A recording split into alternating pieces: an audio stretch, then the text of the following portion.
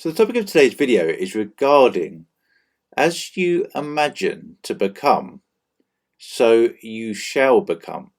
And this video was inspired by a particular quote in the Bible. And I'm also going to be sharing with you a couple of quotes that back up this particular passage in the Bible from William Blake and Neville Goddard. And I'll just read this to you now. This is from Psalm 50:21, and this is the original translation of this particular line. And it says here, "These you do, and I keep silent. You imagine to become of, I shall become like you. I shall reprove you, and I shall arrange two eyes of you." Now this is really clear here, isn't it, again? Consciousness itself is silent. It sits back, it sees and it hears. It doesn't actually intervene or interfere in our daily lives. It just sits back and actually watches and listens to what we are doing, what we are imagining. It is a judge of what we are imagining internally and feeling internally. So it keeps silent.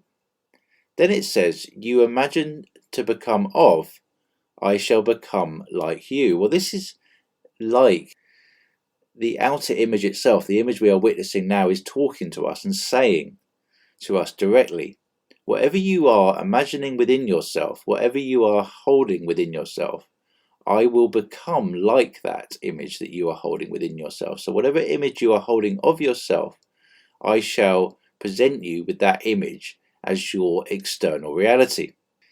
It's so in your face, this one, isn't it? And very direct. I don't think I've ever seen anything quite as direct as this in the Bible before, from all of my reading of it.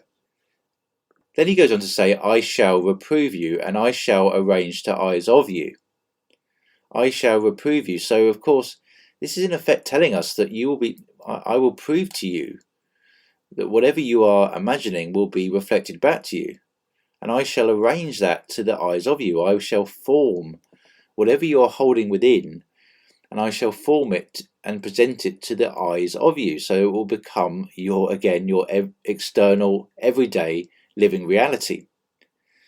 So this is, again, it's like consciousness is telling us how it actually works, how it actually presents itself to us, how it actually manifests reality. And it's manifesting reality from the perspective of what we have imagined of ourselves. So it's presenting to us what we are imagining about ourselves, what we are thinking ourselves to be, what we are feeling ourselves to be. It merely gives us a mirror image of that inner conviction that we are holding of ourselves, if that makes sense. And now I'm just going to share with you a couple more quotes that really do confirm this particular passage in the Bible. Now this one is from William Blake, and he says here, "As a man is, so he sees. As the eye is formed, such are its powers." So again, this particular quote from the great William Blake completely summarizes the one I've just shared with you from the Bible. He's saying here, as a man is, so he sees. So he's clearly telling us that we are forming reality from within ourselves. The imagination, what we are imagining ourselves to be, is what we are actually seeing as our external reality.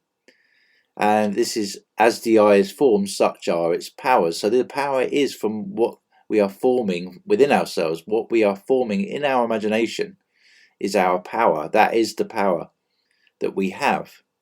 So again, what we imagine ourselves to become, we will become.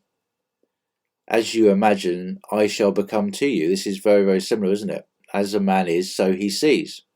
And to conclude today's video, I just want to share with you a final quote here from Neville. And this one is regarding how we practically apply this in our lives.